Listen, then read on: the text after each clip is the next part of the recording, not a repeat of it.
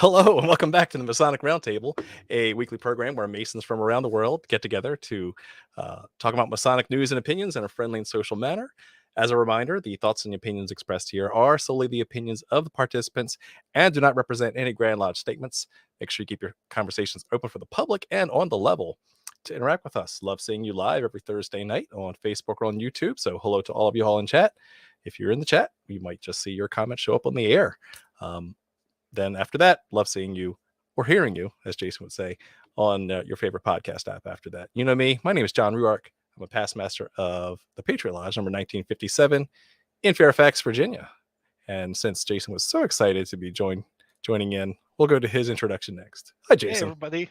Jason Richards here, past master Vacation Lodge number 16 in Clifton, Virginia, a member of a couple other lodges, but I am excited to get into PowerPoint karaoke. As am I. Very excited. You know who also is excited? Joe Martinez. Hey, how's it going, Joe? Hello there. Hello. Yes. Joe Martinez. I do things and stuff. And I'm super jazzed about PowerPoint karaoke. All right. Let's do it. Well, last but not least, Robert Johnson. How's it going, Robert? It's going great. Robert Johnson, past master Waukegan 78, current sitting secretary at 1183 is the number of the lodge, Space Novum, premier education lodge in Illinois, and the host of the 2023 Masonic Con Chicago. Woo! We made it. Boom. Very cool. All right, want to give a special shout out to the patrons who support the show. You guys are awesome. Head over to patreon.com/the Masonic Roundtable to keep this Masonic education going for many years to come. Many, many years. Love you. Love you bunches. Kisses and hugs. Yes. All right. Let's see. Not necessarily in that order. Right. Or you mix and match them. Yes. Oh, there we go. Spice it up. Spice it up. It's like a box of chocolates. Okay. You know what? We'll think, just to mix things up, we're going to skip the tarot card of the week so we can get to all the fun goodies that is PowerPoint karaoke. So we're revisiting a classic, but this is also one that is a very, very simple thing that you can do to spice up your lodge education. And so you'll see us really spice it up tonight. And first, I'll lay the ground rules of what PowerPoint karaoke is. And it's then, basically Stump the Chump. Stump the Chump. It tests your tap dancing abilities. All right. So PowerPoint karaoke is a game where a series of volunteers will each give a PowerPoint or Google Slides or name your own favorite presentation tool containing slides they have never seen before. And so as each of us gives our topic tonight, we will have seen these slides live on the air and thus must relate what they are talking about to the slides.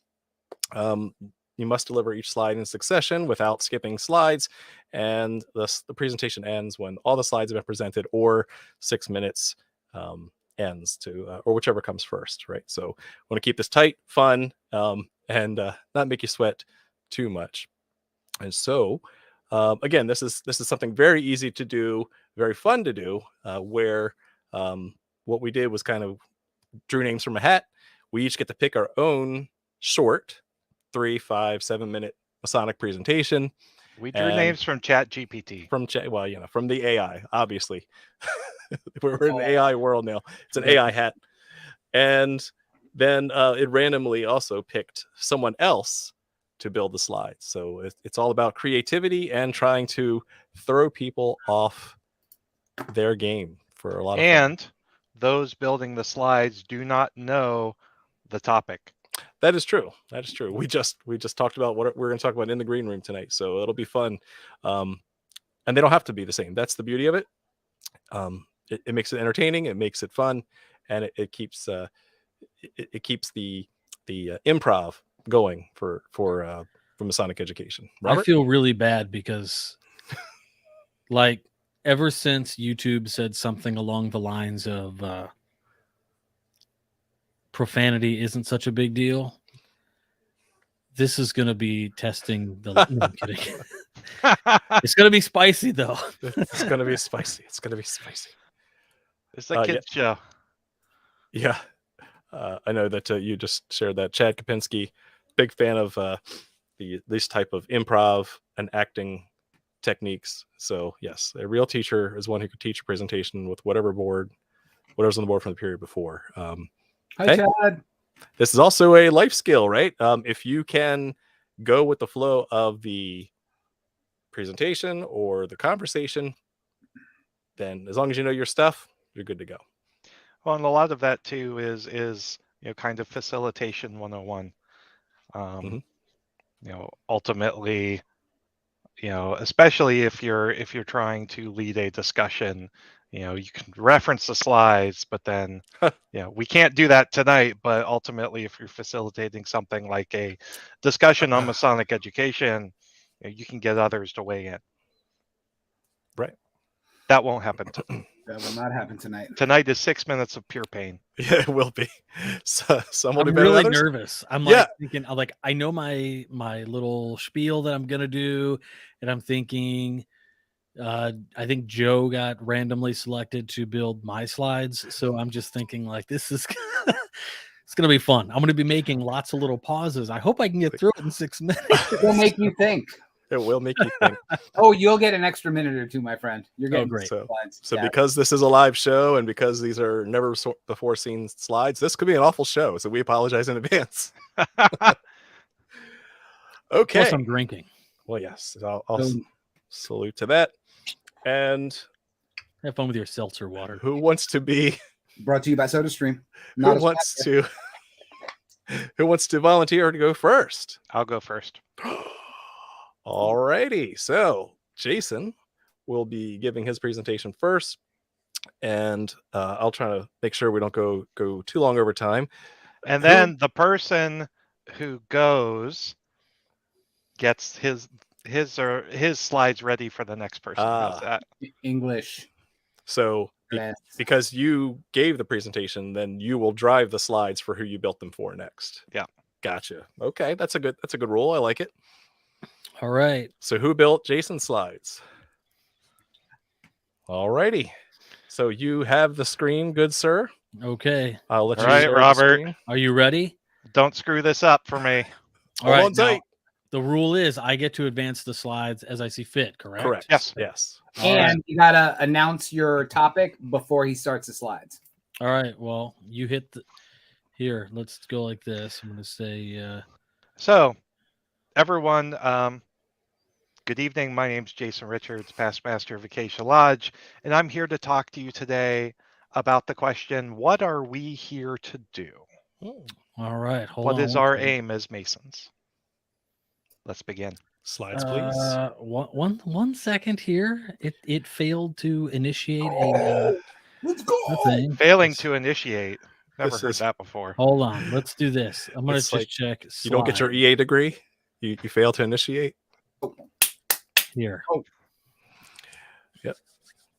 I got it because you can upload it right into the deck. So, All righty. Bazinga. bam. Do it. Bam. And obviously, this is much better as a YouTube show rather than a audio only podcast. That's right. And everybody else, upload your slides so we're not sitting here waiting like That's right. doing now. Yeah. All right, Upload so your I'm gonna slides to present what? My slides. Under present. Boom. Slides. Okay. Did it work? You got to add it to the stream now. Click Add it on to the click on the stream. picture, add to the stream. Here we go. Okay.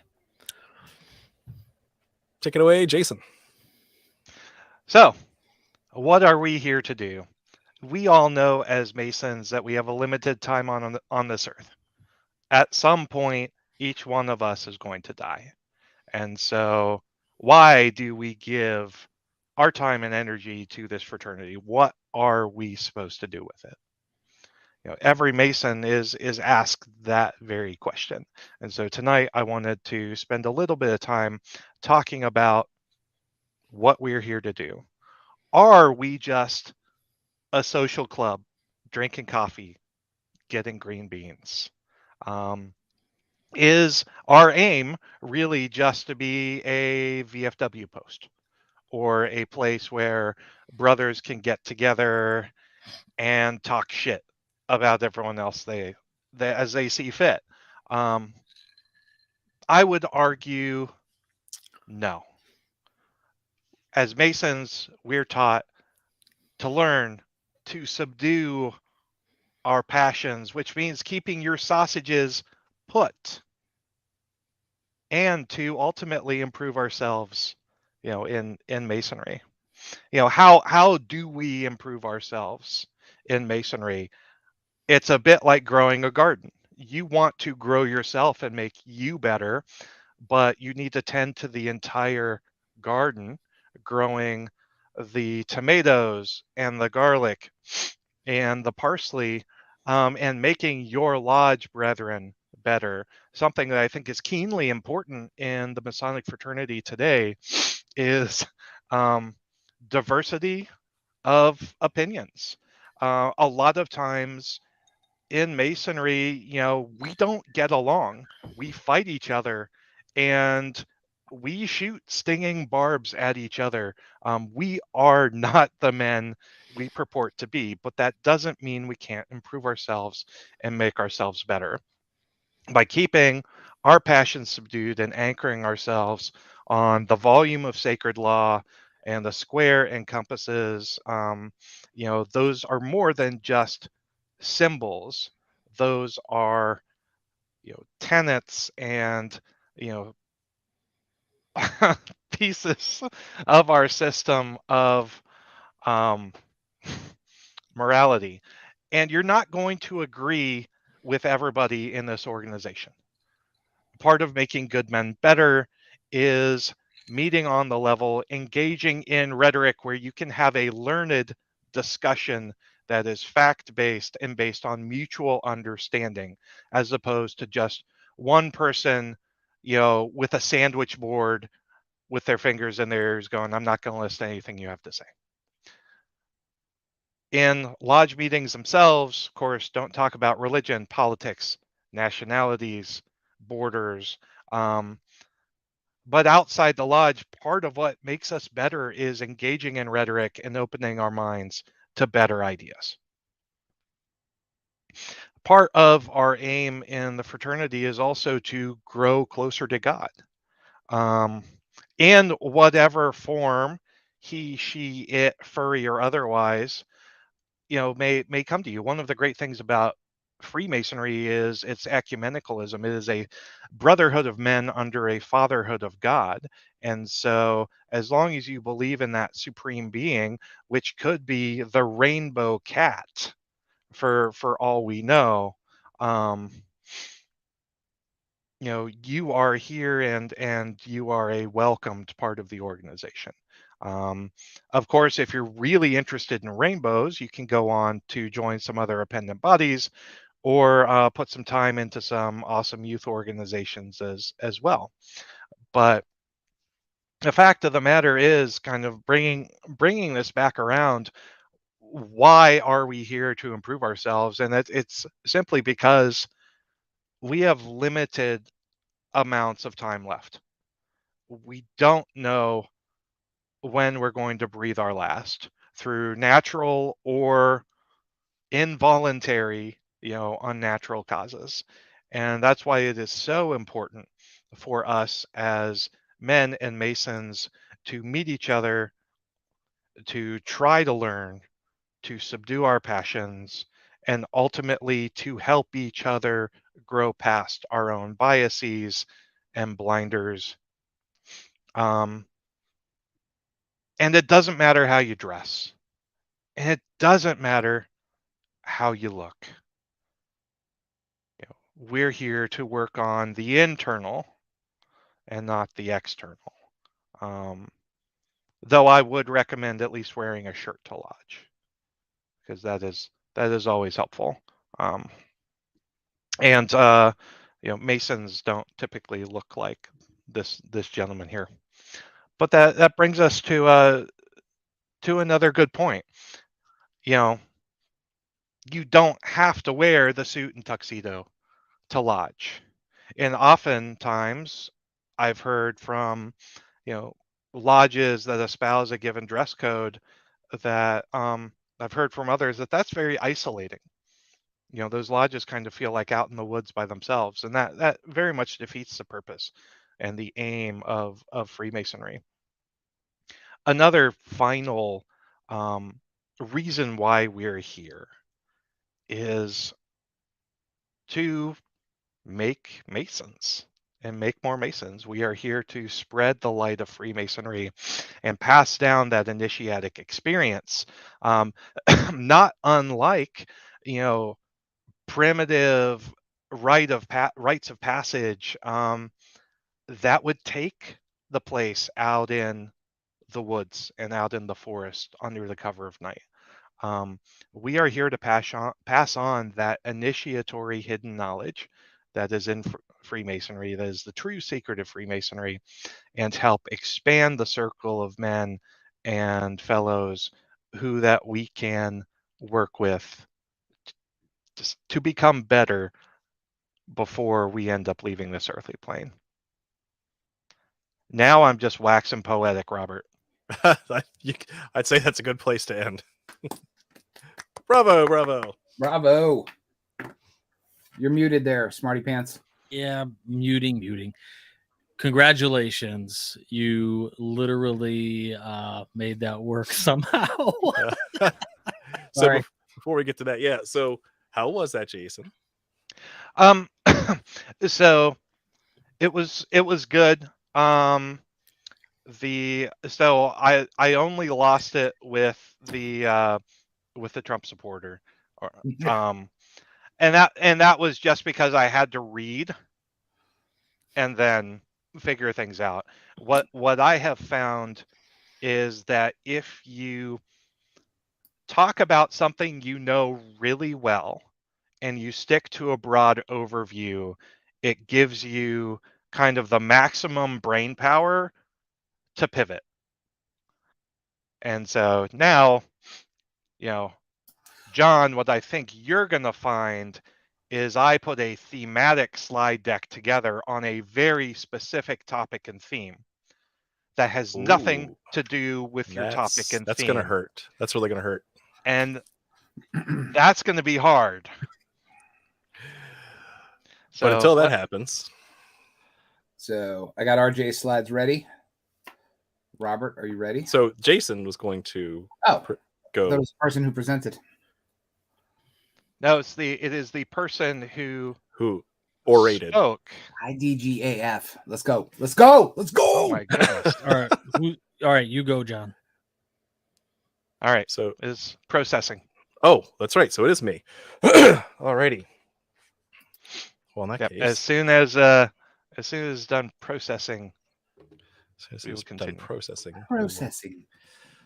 All right. Well, I will worry about this one because I'm actually doing one. Yeah, introduce your topic. Yes, I'm doing a topic that is historical. Therefore, there's not much fudge factor that you can tap dance around, and that is on the complexity of Benedict Arnold.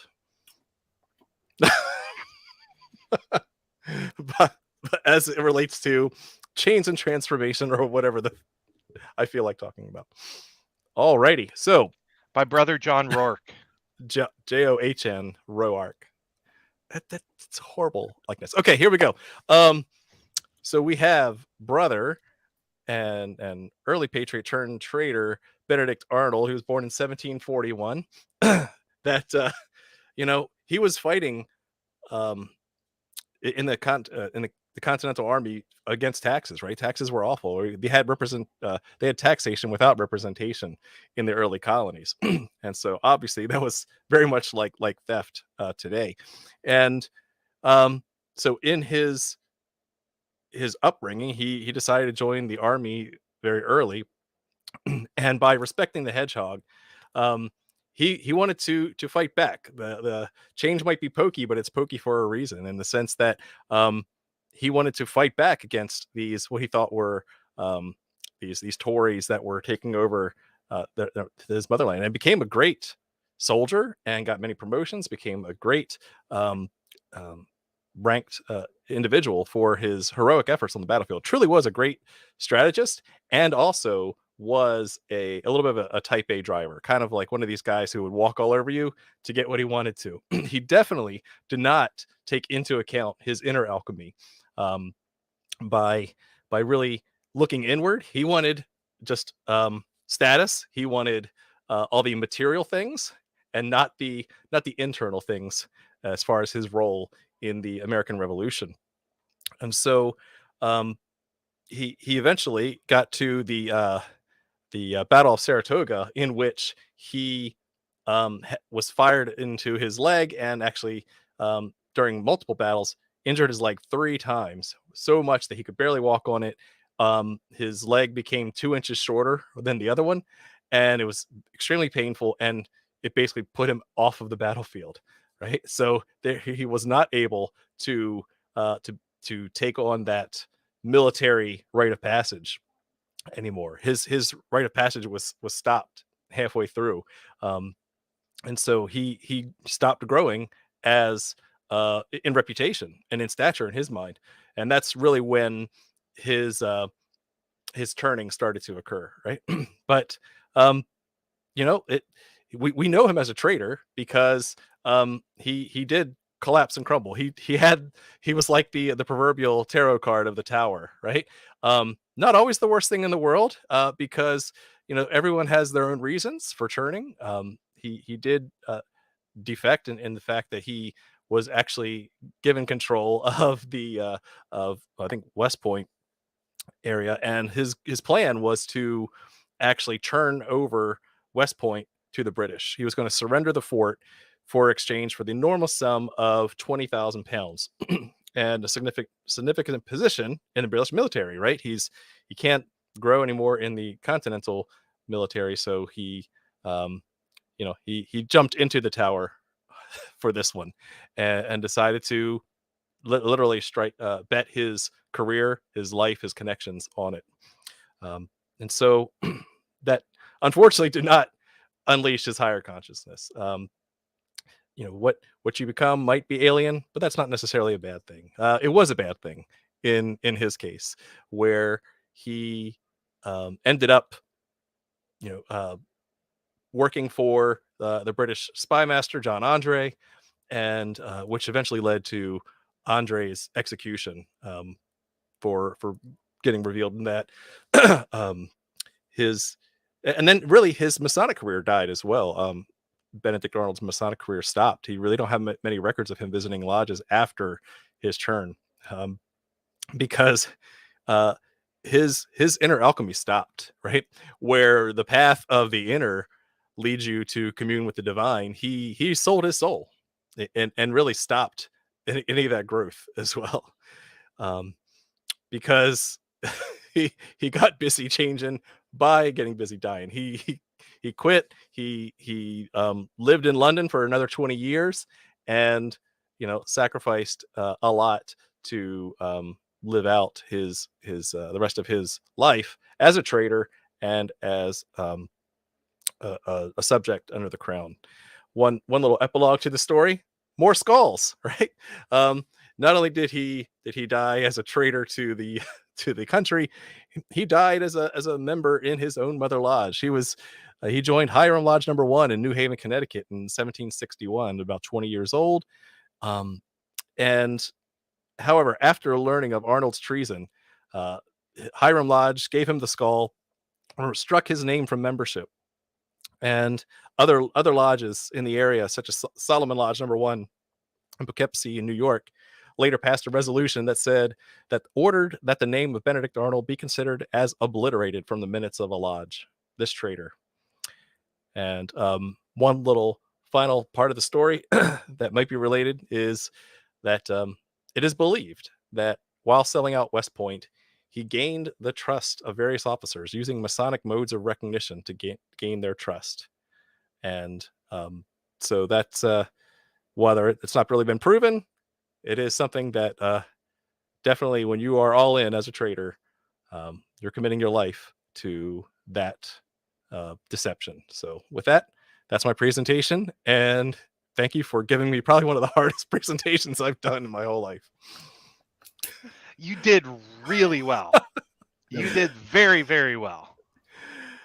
Because it was essentially an antithesis, because Benedict Arnold largely was kind of on that path away from transformation and inner alchemy. Right. Or perhaps he was transforming himself into the villain. I don't know. Ah, that's true. I mean, that was wild. I was not expecting that. So kudos to you for throwing a wrench in the machine. It was hard enough to keep track of actual facts and figures. Yeah, that was, lesson learned. Don't do that ever again. That's And another key thing is do anecdotal presentations. yes, Because it's easier to to fake it. yeah, well, it's easier. Like I probably talked about making good men better like 10 different times because it fit with the slide a different Right. way. Yeah, but and then you throwing the thematic arc that for a completely different topic. That was tough. But about halfway through, I saw where you're going with it. Bazinga. Alrighty. Yeah, all of those images were Dolly Nice. images to include Brother John Roark, who was a Dolly No of way. your face. Shut the front door. Yeah. That's amazing. Yeah, I took a picture of you smiling in your TMR polo. Nice. All right. Next up, I will be presenting the slides for Brother Joe. Oh, Alrighty. all right. Are you processing? I am going to share a screen. Okie dokie. So you can go ahead and introduce your topic. All right. First, big shout out to Nate. Nate's watching. Yeah, he wanted to stay up. And so what's up, Nate? Good to see you. Yeah, and today I was going to talk about, so afraid to tell you the topic, the value that Freemasonry brings to members and to the community. So I'm hoping that the slides talk about that, but they probably. Well, that's interesting because that's not what my slides say. Okay. All right. So my name's Joe Martinez, Pisces, and I'm going to talk about the value that Freemasonry brings to people and to the community as a whole. And I'm going to frame that around why I learned to love something that I didn't like initially. A great example is Google Slides, my least favorite way of presenting things. So it's just, it's ugly. It's not what you think it's going to be. And, it takes a long time to learn some of those qualities you find in Freemasonry and the value that it brings. So, let's just get right into it and see what happens.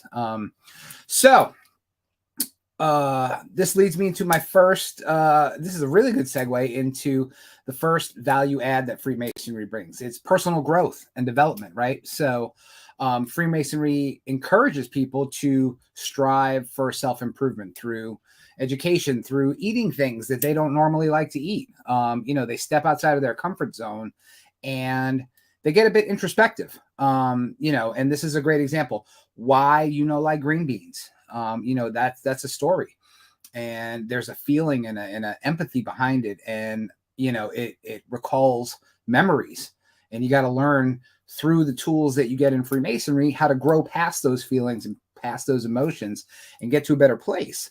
So, I think this is a great way to show me personally. I don't like all green beans. I like some of them, but maybe I'm too picky. Maybe I am too judgy, and that is not the Masonic way to be, especially with green beans, and let's talk about, Peter the fisherman. Jesus said fish is totally not meat. Like, trust me, bro. And then Peter the fisherman after Lent. So this is a really good example of symbolic learning. Okay. So Freemasonry teaches you things through symbology, right? Through symbols, pictures that represent teachings, right? You can remember a picture. Everybody knows what a stop sign looks like, and they know what it means, right? No matter what language it's in or what country you're in. And, this is a great symbol for, being too tied down to the material things, which is something else that we teach in Freemasonry. Don't worry about the material, because like Jason said in his talk, it's fleeting. It's going to pass at some point, right? At some point, one day you're in a bathtub just rolling in the Benjamins, and the next day you're dead. So, don't be too attached to the material things in this world, and, you'll be okay. You'll be okay. No matter, whether you're, Asian in a bathtub or Hispanic like me, it doesn't matter, all shapes and sizes. And that's another big point in Freemasonry, all shapes and sizes, right? We only have certain requirements. This slide's talking about Jesus, but we don't care. You know, we don't ask who you pray to. We just ask that you do have a belief in some sort of supreme being, right? And that ties really well into our ability to talk to people of different faiths, that interfaith dialogue. But let's segue into something else. Per capita cheese consumption, the number of people who died by becoming tangled in their bed sheets. Okay, these are two completely separate things, right? Bed sheet tanglings and cheese consumed. And I think we're trying to make a correlation here.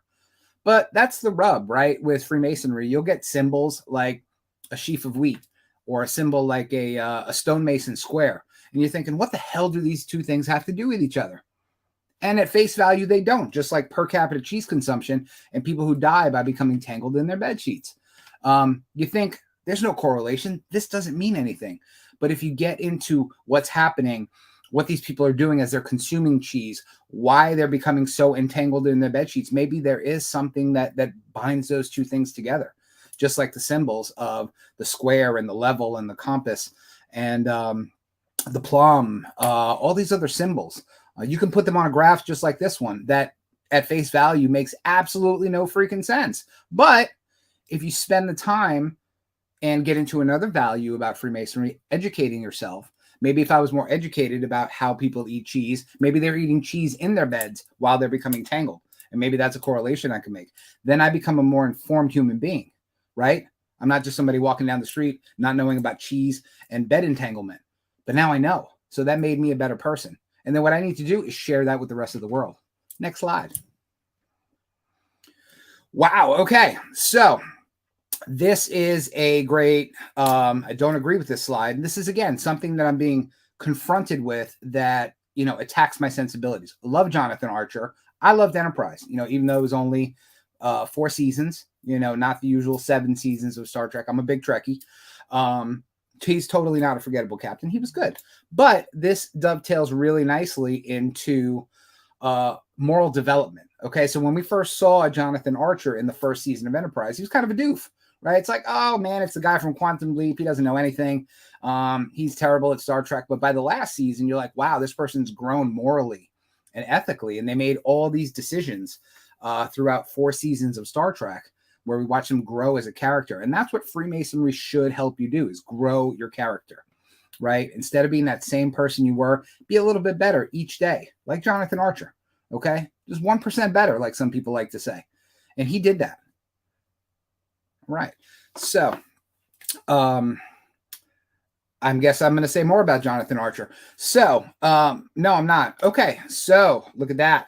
This dovetails really nicely into another value that Freemasonry brings, which is tempering your passions, okay?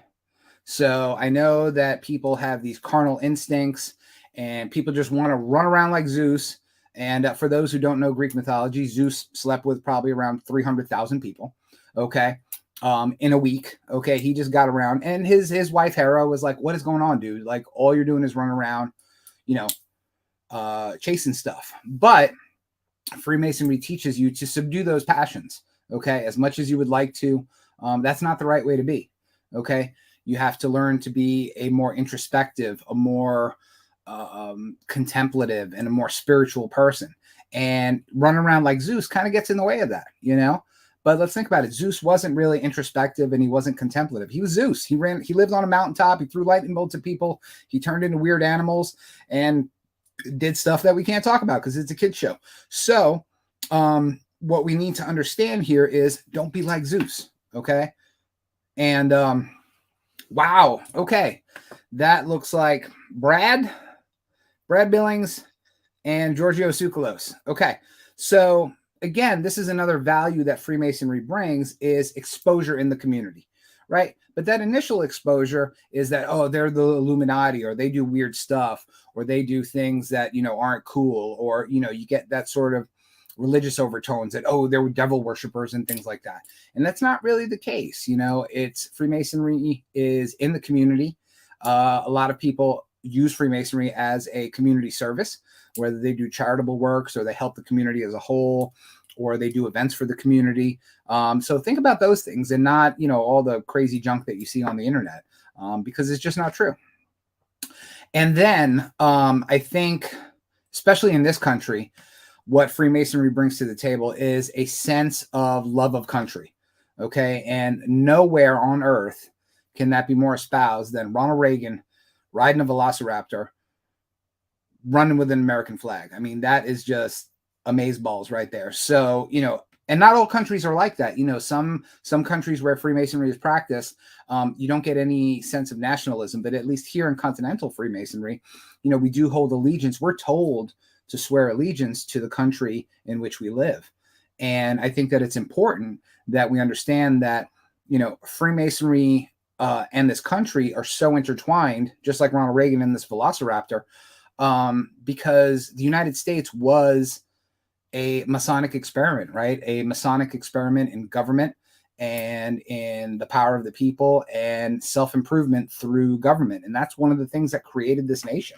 So it's great. This is great imagery. So I think that, again, is that the last slide? Right on. Okay. So to tie a bow on all of this, all the things that I blurted out in these 10 minutes, again, it's about personal improvement and change. So if I can change and be conscious of that change to enjoy green beans when my natural inclination is to not want to do that, I'm going to try.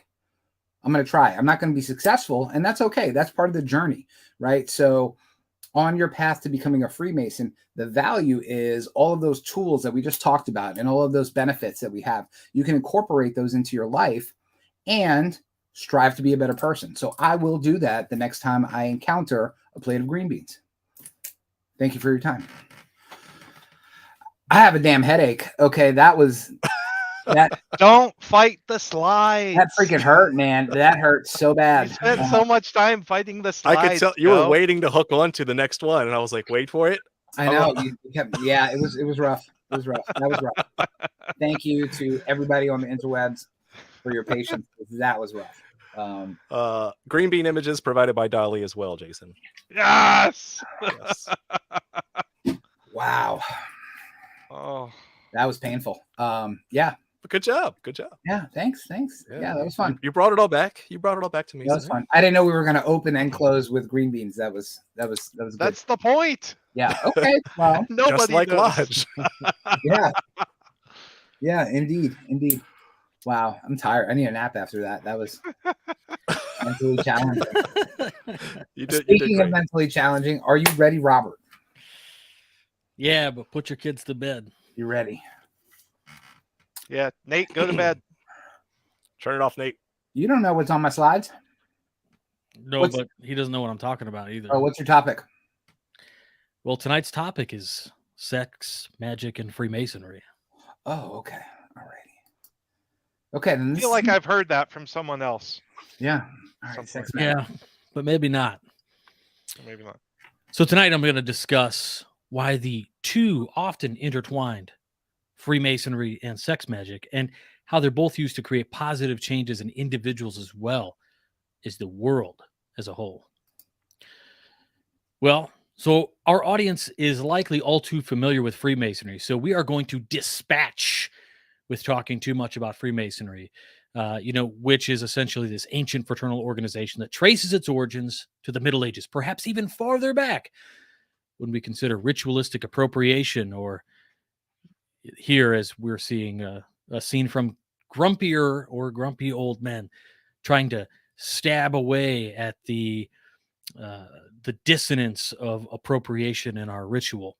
Freemasonry is based on moral and philosophical systems that's closely linked to the symbolism of Masonic tools. And any Mason, learned or otherwise, has the ability to read. If these animals here can do it, so can the regular old Freemason. Now, the symbolism is used to teach moral lessons and to promote ethical behavior and even spiritual awakening. Now, of all these creatures, only the dog is capable of spiritual awakening, probably. However, the goal of Masonry is to create a better world through the improvement of its members. Just like here, these two suave-looking gentlemen. As we talk about sex magic, this is an ancient practice that combines physical, mental, and spiritual energies. Again, it's believed to be a powerful tool for manifesting one's desires and achieving personal transformation. Maybe you can see that here in this particular slide. Sex magic is often used to increase sexual pleasure, boost creativity, and bring about positive changes in the physical, emotional, and spiritual realms. And of course, here, you can develop a workflow for your sex magic and eventually put it into a process. But you need to know the difference. We have to address some of the misconceptions about sex magic. One of the most common myths about sex magic is that it's only for the practitioners of the occult. But in reality, sex magic can be used by anyone, regardless of their religious beliefs or lack thereof. It's a powerful tool that can be used for a variety of purposes. You know, people use many different types of mental images to bring about a sense of accomplishment, of power, of manifestation, or even climax. And for this absurd image that you're seeing here might even be something for somebody to utilize. You know, one of the other things is that the sex magic can be used to increase self-love, improve relationships, and even achieve material goals. Another myth about sex magic is that it's only used to cast spells and manipulate other people. And while sex magic can be used in this way, it's important to note that it's not inherently a malicious practice. It can be used to increase one's own power as well as do good in the world. So when we look at a graph like this, salad costs being more than a Big Mac, it's really interesting because you almost wonder to yourself, when we look at Freemasonry, maybe Freemasonry is the Big Mac and the sex magic is the salad. Well, listen, the Big Mac also has salad in it. And what I'm trying to say here is that these two concepts really are intertwined.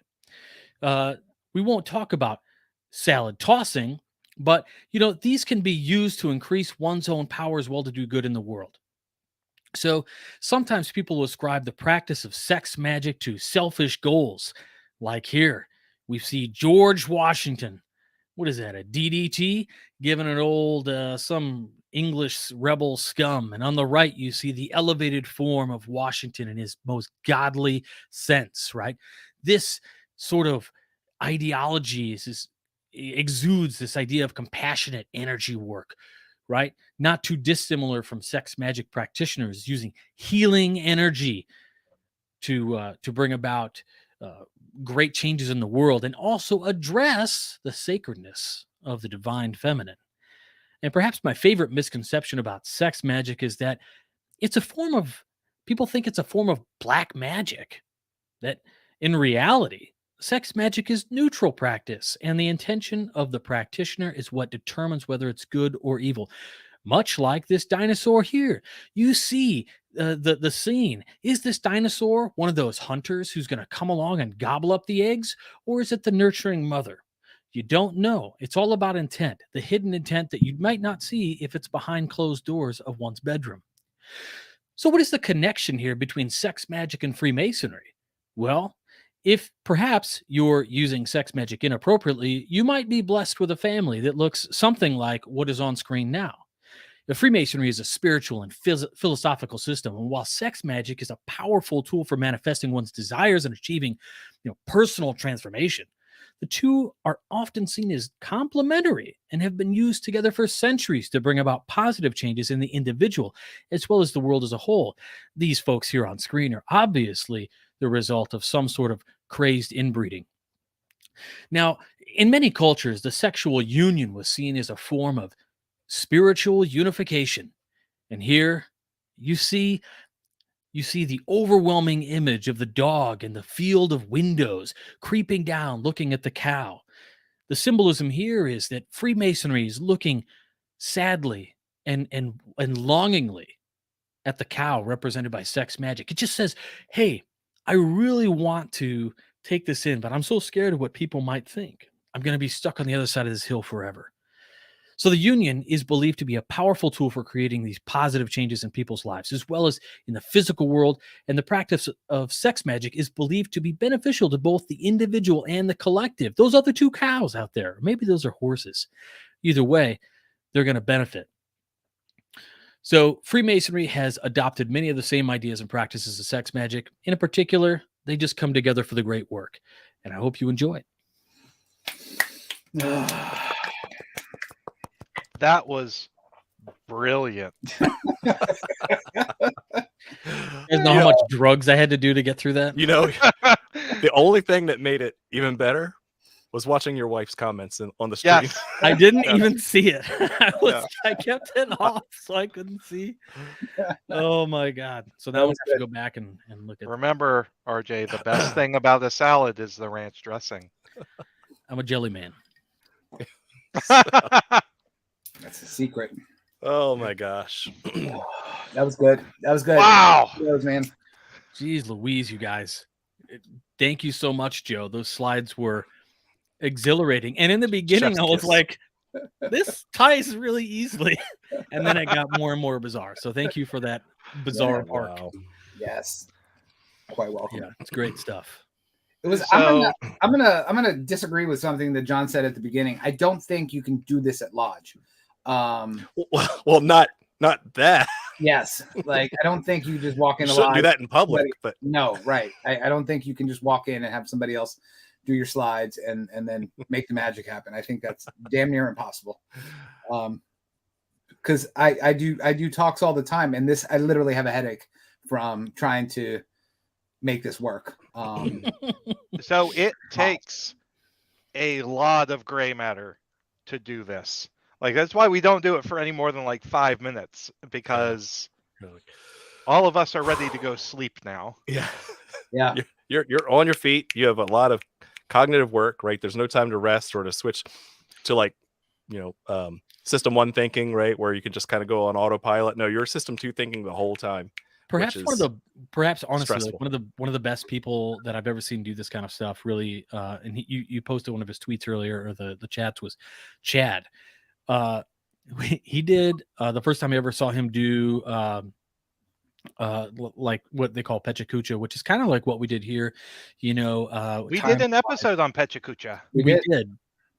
And as Jason said, the more familiar you are with the topic, the easier it can be to just kind of blast through slides. And Chad was the best, the smoothest I've ever seen at this. But I think He's a great speaker. Kudos, Chad.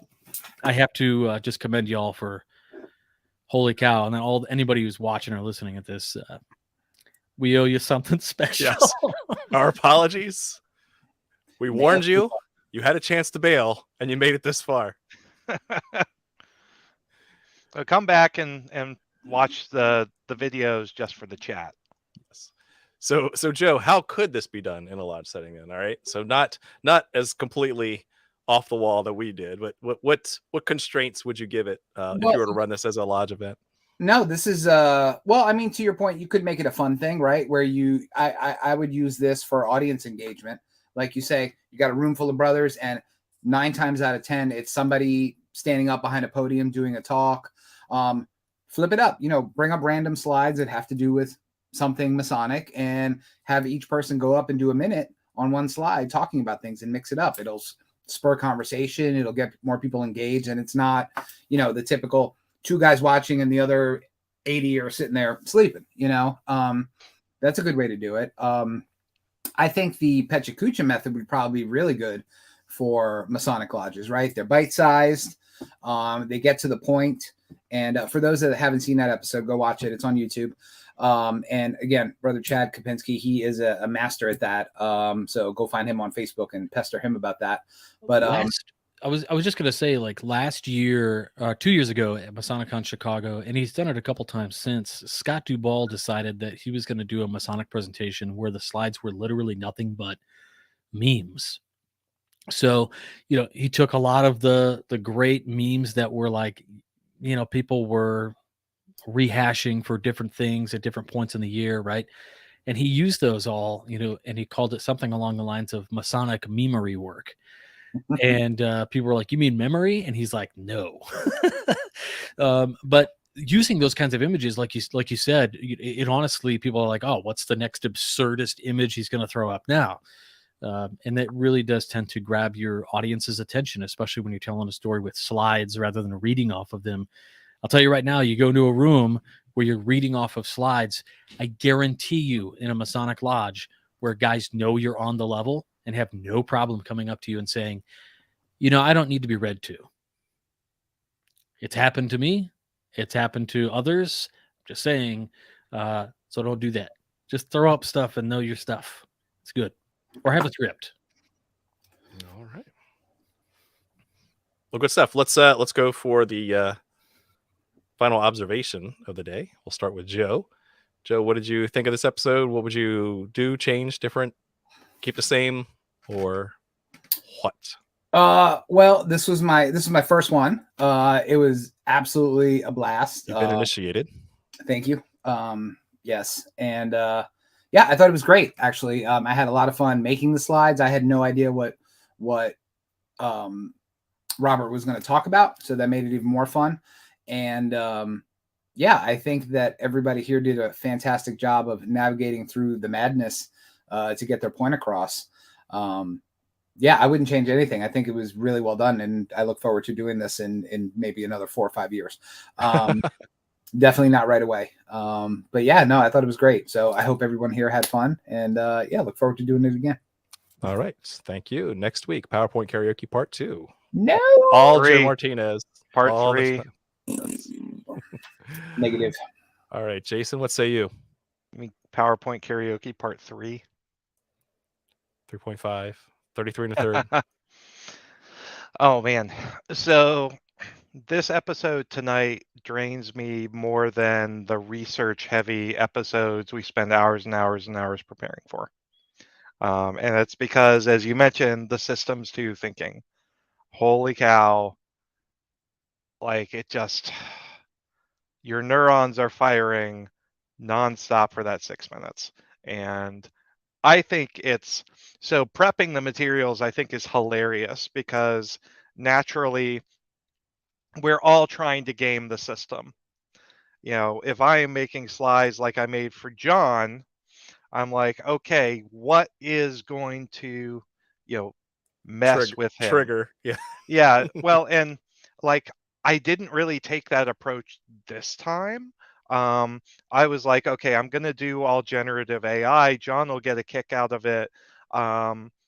We've been thinking a lot about inner alchemy and spiritual transformation. And so I'm just going to do a loose set of presentations, all kind of glued together by Dali images and, the general concept of inner transformation, and call it a day. And that ended up, based on your topic, being like the worst thing I could have done. Yeah, lesson learned. That was fun. That was a fun challenge. So yeah, good. Awesome. Yeah, it was good. All right, Robert, over to you.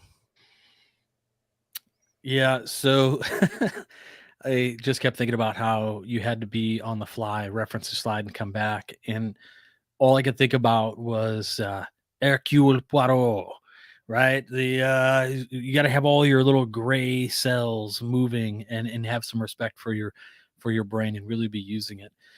There have been times where you ever go into a meeting, right? And it's something you are passionate about, and the collective in the meeting puts such a strain on you all day that when you actually go home, it's like unbelievable of how taxed you are. I didn't find this like super taxing, but it is definitely an exercise where you have to continually shift, and it's a lot of fun. And I think it's a beneficial exercise to do with your friends. I don't know about you guys, but when I was a kid, I used to like take the notebook out, right? You start writing a story, then you pass it to your buddy after like 3 minutes, and you keep going around and around and around until you build this incredibly absurd story. My friend Chris, and Paul used to do this with me, and we wrote some of the goofiest stuff you ever heard. And it was so much fun, but we became better like writers and better thinkers and like just funny. And in that same respect, you could do this with your friends as an exercise and have a lot of fun with it. But at the same time, you're learning to think on your feet, and you just get better and better at it. Like they say, the key to being a good writer is to be a good reader. And so a key to being a good presenter is to be able to think on the fly like this. And so I hope some people watching maybe got a little bit of inspiration here, as well as a few laughs at our behest, to do this in the future, maybe with some of your fun brothers, maybe just around a table, pass around a little iPad and tap through the slides as somebody gives their presentation or something. Have fun.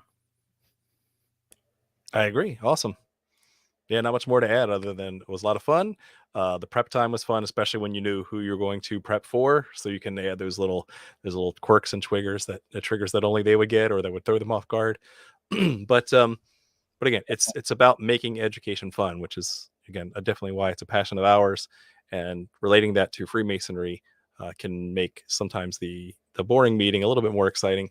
And again, even it doesn't have to be part of the formally tiled meeting. It could be something again that you do at the social hour after the lodge. So try it out. It'll be fun. You'll learn something. Either way, you'll learn something, whether it's the topic that was presented or how to really poke at your friends. So with that, I want to thank you all very much for watching and keep searching for more light. Have a good night.